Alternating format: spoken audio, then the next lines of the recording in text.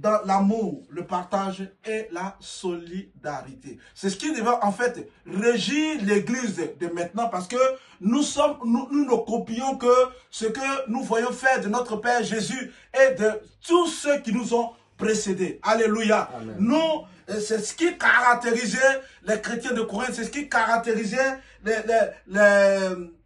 les disciples de Jésus et tous ceux qui le suivaient. La communion fraternelle, il a été reproché souvent à Jésus, mais pourquoi est-ce que tu causes avec les gens de mauvaise vie? Pourquoi est-ce que tu causes avec les prostituées? Pourquoi est-ce que alors que Jésus, dans sa mission, était venu pour ceux-là même qui sont égarés. Amen. Dans la mission de Jésus, il est venu pour ceux qui ne sont pas bien portants. Dans la mission de Jésus, il est venu sauver l'humanité qui était en perte de vitesse.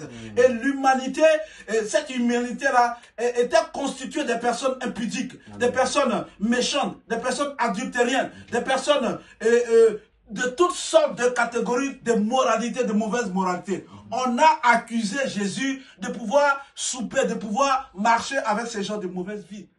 Alléluia. Et c'était la doctrine des pharisiens. Pour eux, Jésus s'assimilait à ces gens de personnes-là. Alors que Christ, c'est sa mission première de venir sauver l'humanité. Il n'est pas venu pour sauver les animaux, donc il ne va pas marcher avec les animaux. Il est venu pour sauver l'humanité et qui est fait à sa ressemblance, notamment les gens de mauvaise vie. Et cela a été plusieurs fois reproché à Jésus. Bien aimé, quelquefois on nous reprochera de ceci, cela, ceci.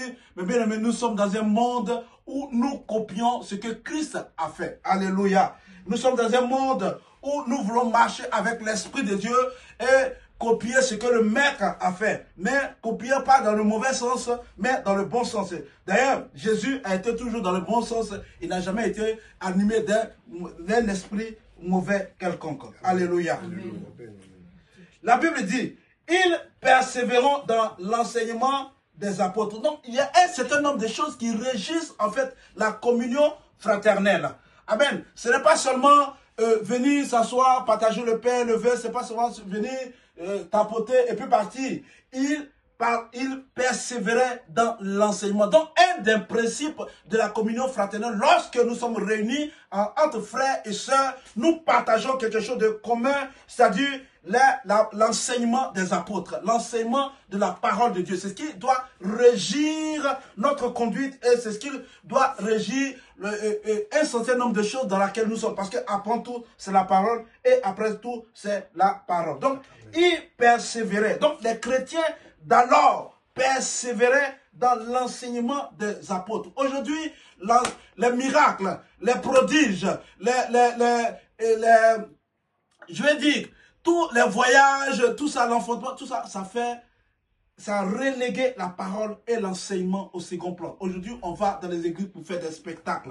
On va pour voir ce que l'homme de Dieu va dire sur ma vie. On va pour entendre la prophétie qui va m'être destinée, celle de voyager, celle d'enfanter, etc. Ce n'est pas mauvais. Je l'ai toujours dit, nous avons besoin aussi de ces choses-là pour avancer parce que nous sommes de ce monde. Nous ne sommes pas de ce monde, mais nous sommes encore dans le monde. Donc, le monde est régi par un certain nombre de principes, mais nous ne devons pas courir derrière ces choses-là. Ce pourquoi le Seigneur est venu mourir sur la croix de Golgotha, c'est de ressusciter, c'est de ressusciter notre esprit, c'est d'être enlevé avec lui et c'est avoir aussi la vie éternelle. C'est un principe de base qu'aujourd'hui on oublie dans les églises.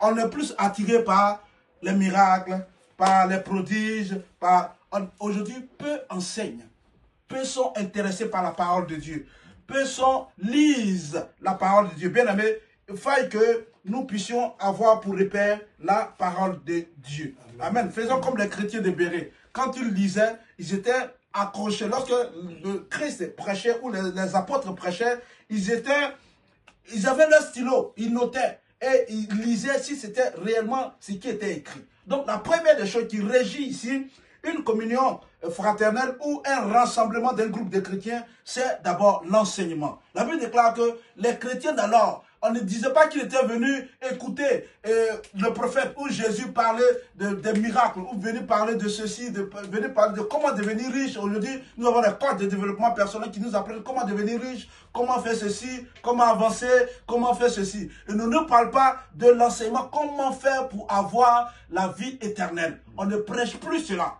Alléluia. Et nous, en tant qu'envoyés de Dieu, nous avons cette mission-là de rétablir les choses telles qu'elles étaient avant. C'est vrai, on sommes combattus, on sera toujours combattus, mais Dieu veille sur sa parole pour l'accomplir. Alléluia. Amen. Donc, il persévérait dans l'enseignement des apôtres. Il persévérait dans la communion fraternelle, comme nous venons de dire, dans la fraction des pains et dans la prière. Donc, il y a trois choses ici qui régissent. Il y a d'abord l'enseignement. Il y a la communion ou la fraction des pains, comme nous venons de faire tout à l'heure, et dans la prière. Gloire à Dieu. Ce sont ces trois choses-là qui doivent en principe régir une communauté. Qui doivent régir, lorsque nous nous rassemblons, il doit nécessairement avoir ces choses-là. Oui, on vient, on écoute la parole de Dieu, après on s'entretient par des cantiques, par des versets et tout ça, et aussi dans la prière. Acte chapitre 2, comme je l'ai dit tout à l'heure, ce n'est pas seulement être ensemble, mais vivre ensemble en Christ. Donc le fait, les païens, sinon les païens sont toujours ensemble. Hein. Les païens, quand on le voit, ils sont, tout à l'heure quand on venait, et il y avait vraiment, il n'y avait même plus de place dans le train parce que les gens, le train était tellement bondé, les gens, ça cause, ça rigole, ça parle, les gens vont en petits groupes là, et ils vont, d'aucuns vont à la plage, d'autres vont s'amuser, etc., etc. C'est leur manière de communier fraternellement, c'est leur manière d'être ensemble. Mais nous, en tant qu'enfants de Dieu, nous devons être régis par ces principes-là, c'est-à-dire la fraction des pains, la prière et l'enseignement de Dieu. Gloire à Dieu. En deuxième point, pourquoi la communion fraternelle est-elle essentielle? Lorsqu'on parle de la communion fraternelle, mais pourquoi elle est essentielle? Elle est essentielle parce qu'elle est voulue par Dieu. Amen. Dieu est relation. Donc en Dieu, nous avons cette relation-là. En Dieu, nous avons cette communion-là. Nous avons cette relation qui nous lie en tant qu'enfants de Dieu, en tant que chrétiens, en tant que chrétiennes. Gloire à Dieu. Et donc Dieu étant dans cette logique